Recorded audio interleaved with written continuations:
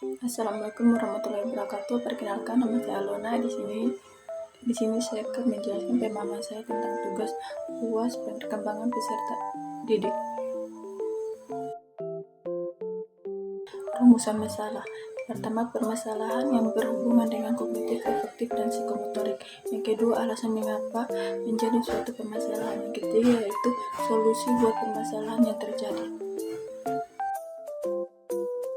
Pengertian kognitif, afektif, dan psikomotorik. Kognitif merupakan perilaku yang menekankan pada intelektualnya, seperti pengetahuan dan keterampilan berpikir. Afektif lebih menekankan pada aspek perasaan, seperti minat dan sikap, sedangkan psikomotorik lebih menekankan pada keterampilan motorik.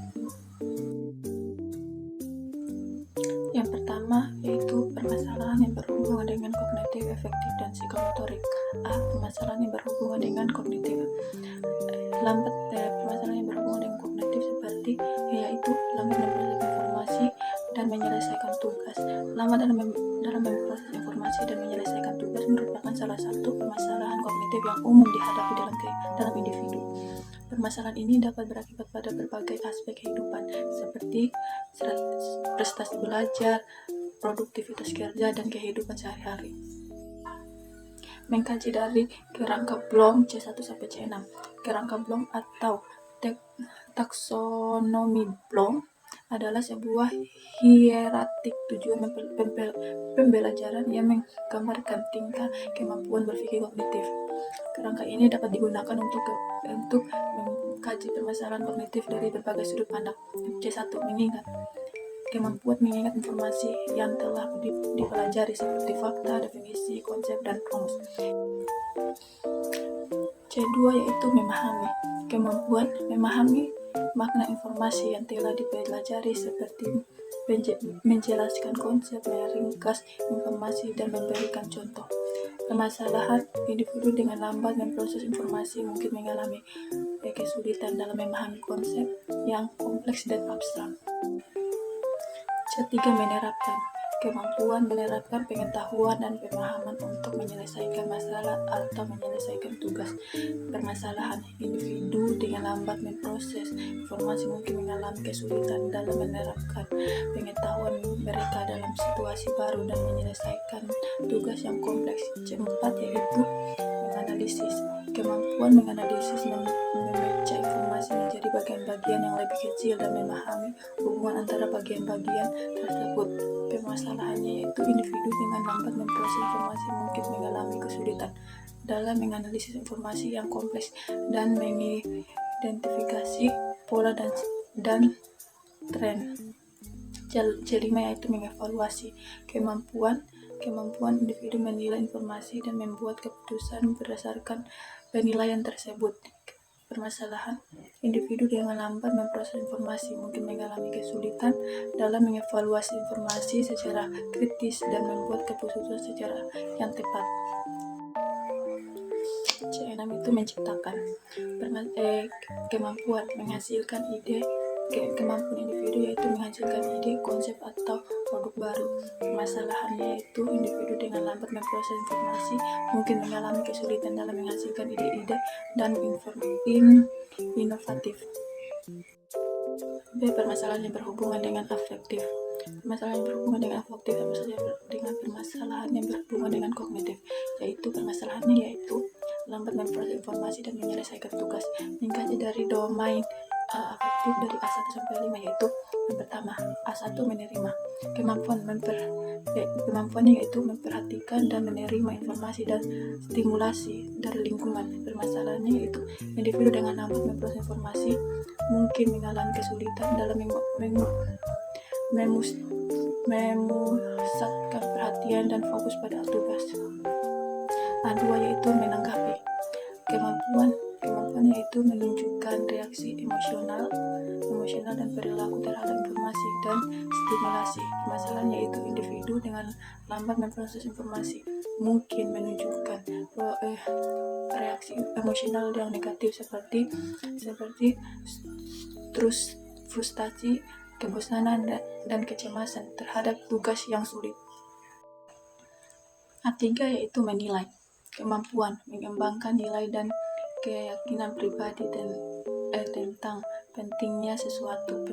Permasalahannya yaitu individu dengan lambat memproses informasi mungkin memiliki nilai dan keyakinan yang negatif tentang diri mereka sendiri dan kemampuan mereka untuk belajar. Yang keempat yaitu mengorganisasi kemampuan mengorganisasi nilai dan keyakinan pribadi menjadi sebuah sistem yang koheren. Permasalahannya yaitu individu dengan lambat memproses informasi mungkin mengalami kesulitan dalam mengorganisasi dan mengelola emosi dan motivasi mereka saat belajar. Yang kelima yaitu menginternalisasi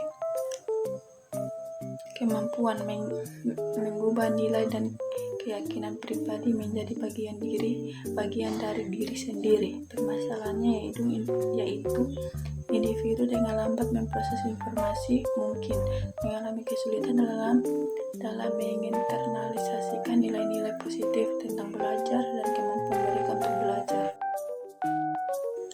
C yaitu permasalahan yang berhubungan dengan psikomotorik. Permasalahannya itu sama dengan kognitif yang efektif, yaitu lambat memproses informasi dan menyelesaikan tugas. Mengkaji dari domain psikomotorik dari P1 sampai P5, yaitu P1 meniru, kemampuan meniru gerakan dan tindakan orang lain. Permasalahannya, individu dengan lambat memproses informasi mungkin mengalami kesulitan dalam meniru gerakan dan tindakan orang lain dengan tepat. Kedua yaitu melakukan, kemampuan melakukan gerakan dan tindakan dengan cara yang terkontrol dan terkoordinasi. Permasalahannya yaitu individu dengan lambat memproses informasi mungkin mengalami kesulitan dalam melakukan gerakan dan tindakan dengan cara yang terkontrol dan terkoordinasi, terutama saat melakukan tugas yang kompleks. P3 yaitu menafsirkan, kemampuan menafsirkan informasi sensorik dan memahami hubungan antara informasi tersebut dengan gerakan dan tindakan.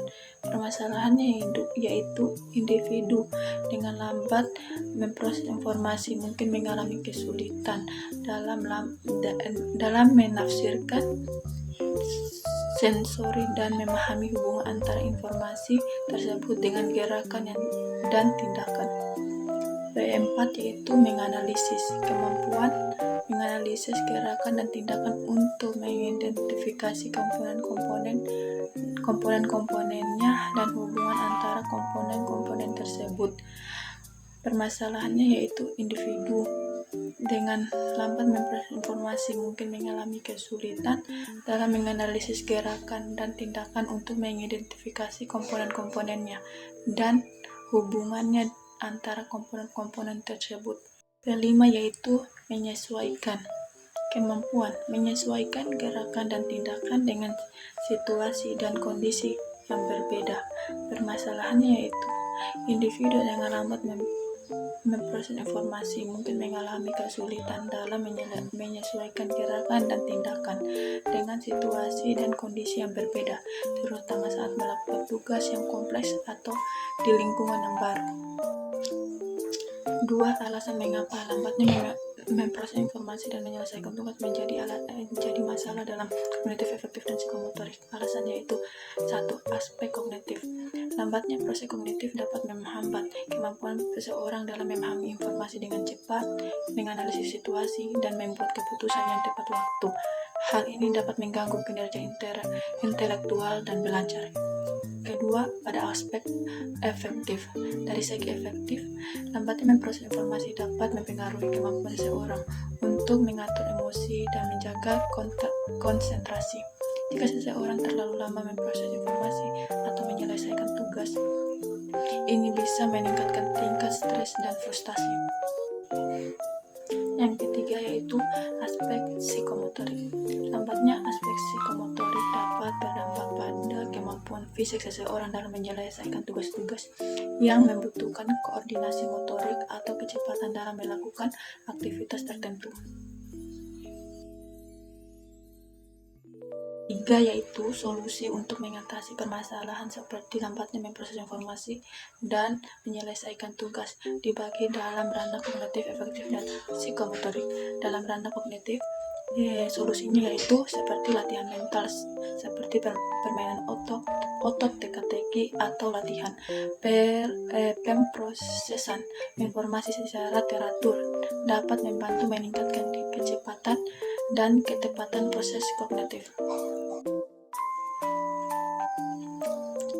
Dalam ranah efektif, solusi yang diambil yaitu mengembangkan strategi manajemen stres dan teknik relaksasi seperti meditasi atau napas dalam dapat membantu mengurangi tekanan emosional yang mungkin timbul akibat kecepatan proses yang lambat. Yang ketiga yaitu dalam ranah psikomotorik. Solusinya yaitu latihan fisik atau kegiatan yang menuntut koordinasi tangan dan mata seperti olahraga atau seni rupa dapat membantu meningkatkan kecepatan dan presisi dalam melakukan tugas-tugas yang membutuhkan keterampilan motorik.